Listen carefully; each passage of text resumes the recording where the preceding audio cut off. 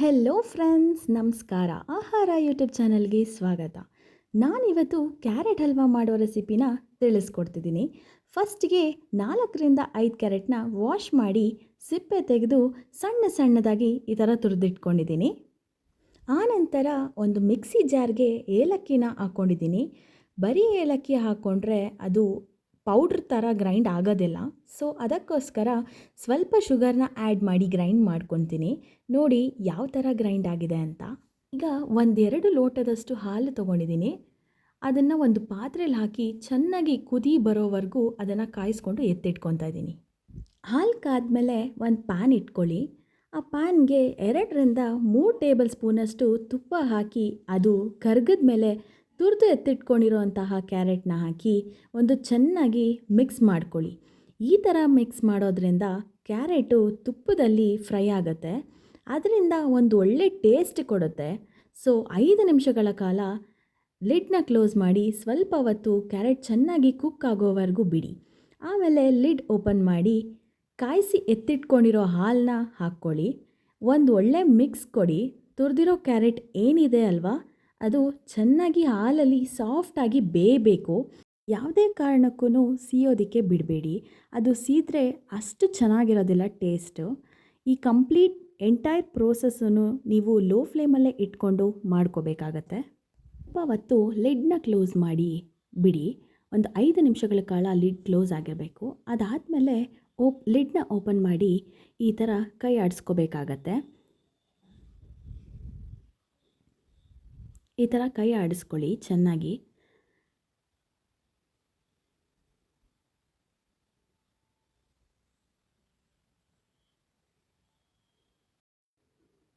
ಈ ಥರ ಕುದಿಯೋವಾಗ ಸ್ವಲ್ಪ ಡ್ರೈ ಫ್ರೂಟ್ಸ್ನ ಆ್ಯಡ್ ಮಾಡಿ.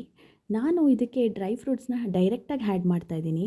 ಆದರೆ ನೀವು ಈ ಡ್ರೈ ಫ್ರೂಟ್ಸ್ನ ಸ್ವಲ್ಪ ತುಪ್ಪದಲ್ಲಿ ರೋಸ್ಟ್ ಮಾಡಿ ಆ್ಯಡ್ ಮಾಡಿದ್ರೂ ತುಂಬ ಚೆನ್ನಾಗಿರುತ್ತೆ ಟೇಸ್ಟು. ಡ್ರೈ ಫ್ರೂಟ್ಸ್ನ ಆ್ಯಡ್ ಮಾಡಿ ಒಂದೊಳ್ಳೆ ಮಿಕ್ಸ್ ಕೊಡ್ತಾ ಇದ್ದೀನಿ. ಹಾಲು ಏನಿದೆ ಅಲ್ವಾ, ಆ ಹಾಲು ಕಂಪ್ಲೀಟಾಗಿ ಡ್ರೈ ಆಗಬೇಕು. ಆ ಡ್ರೈ ಆಗೋವರೆಗೂ ಒಂದೊಳ್ಳೆ ಚೆನ್ನಾಗಿ ಕುಕ್ ಮಾಡ್ಕೊಳ್ಳಿ. ಚೆನ್ನಾಗಿ ಕುಕ್ ಆಗೋವಾಗ ಒಂದು ಸ್ವಲ್ಪ ಹೊತ್ತು ಒಂದು 5 ನಿಮಿಷಗಳ ಕಾಲ ಲಿಡ್ನ ಕ್ಲೋಸ್ ಮಾಡಿದ್ರೆ ಆವಾಗ ಇನ್ನೂ ಸ್ವಲ್ಪ ಬೇಗ ಕುಕ್ ಆಗುತ್ತೆ. ಅದಕ್ಕೋಸ್ಕರ ಲಿಡ್ ಕ್ಲೋಸ್ ಮಾಡ್ಕೋತಾ ಇದ್ದೀವಿ. ಈಗ ಲಿಡ್ ಓಪನ್ ಮಾಡಿಕೊಂಡು ನೋಡಿ, ಒಂದು ಸ್ವಲ್ಪ ಮಾಯಿಶ್ಚರ್ ಕಂಟೆಂಟ್ ಆಗಲಿ, ಆ ಹಾಲಿನ ಅಂಶ ಆಗಲಿ ಸ್ವಲ್ಪ ಕಡಿಮೆ ಆಗಿದೆ. ಅದಕ್ಕೋಸ್ಕರ ಲಿಡ್ ಕ್ಲೋಸ್ ಮಾಡ್ಕೊತೀವಿ. ಈಗ ಕೈ ಆಡಿಸ್ಕೊಳ್ಳಿ. ನೋಡಿ ಏನಿದೆ, ಮುಂಚೆ ಇರೋದಕ್ಕೂ ಇವಾಗ ತುಂಬಾ ಕಡಿಮೆ ಆಗಿದೆ ಹಾಲು. ಅದಕ್ಕೋಸ್ಕರ ಅದನ್ನು ಮಿಕ್ಸ್ ಮಾಡ್ಕೊಳ್ಳಿ. ಈಗ ಸಕ್ಕರೆ ಹಾಕ್ಕೋತಾ ಇದ್ದೀನಿ. ನಾನೊಂದು 3/4 ಕಪ್ಪಷ್ಟು ಸಕ್ಕರೆ ಹಾಕ್ಕೋತಾ ಇದ್ದೀನಿ. ನೀವು ರುಚಿಗೆ ಅನುಗುಣವಾಗಿ ಹಾಕ್ಕೊಳ್ಳಿ ಸಕ್ಕರೆನ. ಯಾಕೆ ಅಂದರೆ ಕ್ಯಾರೆಟ್ ಕೂಡ ಸ್ವಲ್ಪ ಸ್ವೀಟ್ ಇರುತ್ತೆ. ಅದಕ್ಕೋಸ್ಕರ ನೀವು ರುಚಿಗೆ ಅನುಗುಣವಾಗಿ ಹಾಕ್ಕೊಳ್ಳಿ. ನಿಮಗೆ ಟೇಸ್ಟ್ ಹೆಂಗೆ ಇದಾಗುತ್ತೋ ಆ ಥರ ಹಾಕ್ಕೊಳ್ಳಿ ಸಕ್ಕರೆನ. ಸಕ್ಕರೆ ಹಾಕಿ ಒಂದೊಳ್ಳೆ ಮಿಕ್ಸ್ ಕೊಡಿ. ಸೊ ಅದರಿಂದ ಸಕ್ಕರೆ ನೀಟಾಗಿ ಕರಗಬೇಕು, ಎಲ್ಲ ಕಡೆನೂ ಅದು ಕ್ಲೀನಾಗಿ ಇದಾಗಬೇಕು. ನೋಡಿ, ನಾನು ವಿಡಿಯೋದಲ್ಲಿ ಯಾವ ಥರ ಇದು ಮಾಡ್ತಿದ್ದೀನೋ ಅದೇ ಥರನೇ ಮಿಕ್ಸ್ ಕೊಡಿ. ಒಂದು 5 ನಿಮಿಷಗಳ ಕಾಲ ಮತ್ತೆ ಲಿಡ್ ಕ್ಲೋಸ್ ಮಾಡ್ಕೊಳ್ಳಿ. ಲಿಡ್ ಕ್ಲೋಸ್ ಮಾಡೋದ್ರಿಂದ ನಿಮಗೆ ಬೇಗ ಕುಕ್ ಆಗುತ್ತೆ. ಈಗ ಲಿಡ್ ಓಪನ್ ಮಾಡ್ಕೊಳ್ಳಿ. ನೋಡಿ ಯಾವ ಥರ ಬಂದಿದೆ ಅಂತ. ಸ್ವಲ್ಪ ಆ ಹಾಲಿನ ಅಂಶ ಏನಿತ್ತೋ ಆ ಲಿಕ್ವಿಡ್ ಮಾಯಿಶ್ಚರ್ ಆಗಿ ಅದೆಲ್ಲ ಸ್ವಲ್ಪ ಕಡಿಮೆ ಆಗ್ತಾ ಬಂದಿದೆ. ನೋಡಿ, ಒಂದೊಳ್ಳೆ ಮಿಕ್ಸ್ ಕೊಡ್ತೀನಿ, ಗೊತ್ತಾಗುತ್ತೆ ನಿಮಗೆ. ನೋಡಿ ಕಡಿಮೆ ಆಗ್ತಾ ಬಂದಿದೆ. ನೋಡಿ ಇನ್ನೂ ಸ್ವಲ್ಪ ಮಾಯಿಶ್ಚರ್ ಕಂಟೆಂಟ್ ಹಂಗೆ ಇದೆ. ಸೊ ಅದಕ್ಕೋಸ್ಕರ ನಾನು ಮತ್ತೆ ಲಿಡ್ನ ಕ್ಲೋಸ್ ಮಾಡ್ಕೋತೀನಿ. ನೋಡ್ಕೊಳ್ಳಿ. ನೋಡಿ, ಒಂದು 5 ಮಿನಿಟ್ಸ್ ಆದಮೇಲೆ ಲಿಡ್ನ ಮತ್ತೆ ಓಪನ್ ಮಾಡ್ತಿದ್ದೀನಿ. ಈಗ ಲಿಡ್ನ ಓಪನ್ ಮಾಡ್ಕೊಂಡು ನೋಡಿ, ಒಂದೊಳ್ಳೆ ಮಿಕ್ಸ್ ಕೊಡ್ತಾ ಇದ್ದೀನಿ. ಆಲ್ಮೋಸ್ಟ್ ಮಾಯಿಶ್ಚರ್ ಕಂಟೆಂಟ್ ಅಂದರೆ ಹಾಲಿನ ಅಂಶ ಎಲ್ಲ ಕ್ಲೀನಾಗಿ ಡ್ರೈ ಆಗಿದೆ, ಅಂದರೆ ಹಿಂಗಿದೆ, ಕ್ಲೀನಾಗಿ ಫ್ರೈ ಆಗಿದೆ. ಇದೇ ಥರ ಒಂದು 3 ನಿಮಿಷಗಳ ಕಾಲ ಇದೇ ಥರ ನಾವು ಫ್ರೈ ಮಾಡ್ಕೋಬೇಕಾಗತ್ತೆ. ಫ್ರೈ ಮಾಡಿಕೊಂಡು ಆವಾಗಲೇ ಗ್ರೈಂಡ್ ಮಾಡಿ ಇಟ್ಕೊಂಡಿದ್ರಲ್ವಾ ಏಲಕ್ಕಿ ಪುಡಿ, ಅದನ್ನು ಈಗ 2 ಸ್ಪೂನಷ್ಟು ಹಾಕ್ಕೋಬೇಕಾಗತ್ತೆ. ಏಲಕ್ಕಿ ಪುಡಿ ಹಾಕೋದ್ರಿಂದ ಒಂದೊಳ್ಳೆ ಫ್ಲೇವರ್ ಸಿಗುತ್ತೆ. ಫ್ಲೇವರಿಂದ ಒಂದೊಳ್ಳೆ ಟೇಸ್ಟ್ ಸಿಗುತ್ತೆ. ತುಂಬ ಚೆನ್ನಾಗಿರುತ್ತೆ ಅದನ್ನು ಆ್ಯಡ್ ಮಾಡಿದ್ರೆ. ನೋಡಿ, ಒಂದೊಳ್ಳೆ ಮಿಕ್ಸ್ ಕೊಡ್ತೀನಿ. ಆ ಏಲಕ್ಕಿ ಪುಡಿ ಎಲ್ಲ ಕಡೆಯೂ ಸ್ಪ್ರೆಡ್ ಆಗಬೇಕು.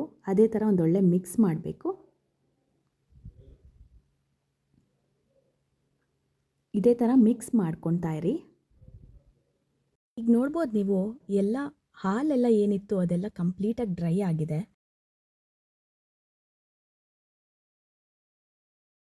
ಈಗ ಕೋವಾ ಒಂದು 100 ಗ್ರಾಮ್ಸ್ ಅಷ್ಟು ತೊಗೊಂಡಿದ್ದೀನಿ. ಆ ಕೋವಾ ಕಂಪ್ಲೀಟ್ಲಿ ಆಪ್ಷನಲ್, ನಿಮಗೆ ಬೇಕಾದರೆ ತೊಗೋಬೋದು, ಇಲ್ಲಾಂದರೆ ಅದನ್ನು ಸ್ಕಿಪ್ ಮಾಡಿದ್ರು ನಡೆಯುತ್ತೆ. ನಾನು ಕೋವಾ ಹಾಕೋದ್ರಿಂದ ಟೇಸ್ಟ್ ಸ್ವಲ್ಪ ಎನ್ಹಾನ್ಸ್ ಆಗುತ್ತೆ, ಅದರಿಂದ ನಾನು ಕೋವಾ ಹಾಕಿದ್ದೀನಿ.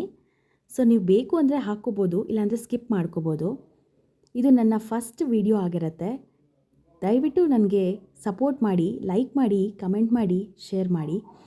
ನಿಮಗೆ ಯಾವ್ಯಾವ ಥರ ರೆಸಿಪೀಸ್ ಬೇಕು ಅಂತ ನನಗೆ ಕಮೆಂಟ್ ಬಾಕ್ಸಲ್ಲಿ ತಿಳಿಸಿದ್ರೆ ನಾನು ಅದೇ ಥರ ರೆಸಿಪೀಸ್ ಮಾಡಿ ಹಾಕೋಕ್ಕೆ ಟ್ರೈ ಮಾಡ್ತೀನಿ.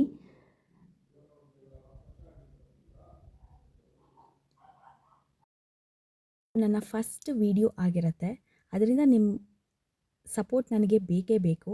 ದಯವಿಟ್ಟು ಲೈಕ್ ಮಾಡಿ, ಕಮೆಂಟ್ ಮಾಡಿ, ಶೇರ್ ಮಾಡಿ, ಸಬ್ಸ್ಕ್ರೈಬ್ ಮಾಡೋದು ಮಾತ್ರ ಮರಿಬೇಡಿ. ನಿಮಗೆ ಯಾವ ಥರ ರೆಸಿಪೀಸ್ ಬೇಕೋ ನನಗೆ ಕಮೆಂಟ್ ಬಾಕ್ಸಲ್ಲಿ ತಿಳಿಸಿ, ನಾನು ಖಂಡಿತ ಅದೇ ಥರ ರೆಸಿಪೀಸ್ ಮಾಡಿ ಹಾಕೋಕ್ಕೆ ಟ್ರೈ ಮಾಡ್ತೀನಿ.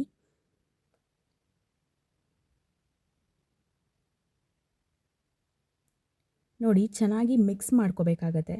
ಅದು ಕಂಪ್ಲೀಟಾಗಿ ಮೆಲ್ಟ್ ಆಗುತ್ತೆ. ಅದಕ್ಕೋಸ್ಕರ ಈ ಥರ ಎಲ್ಲ ಕಡೆನೂ ಮಿಕ್ಸ್ ಮಾಡ್ಕೋಬೇಕು. ಕೈ ಬಿಡದಂತೆ ಮಿಕ್ಸ್ ಮಾಡ್ಕೊಳ್ಳಿ. ಬಟ್ ಇದೆಲ್ಲ ಕಂಪ್ಲೀಟ್ಲಿ ಲೋ ಫ್ಲೇಮಲ್ಲಿ ಮಾಡ್ಕೋಬೇಕು. ಯಾವುದೇ ಕಾರಣಕ್ಕೂ ಹೈ ಫ್ಲೇಮ್ಗೆ ಇಟ್ಕೋಬೇಡಿ.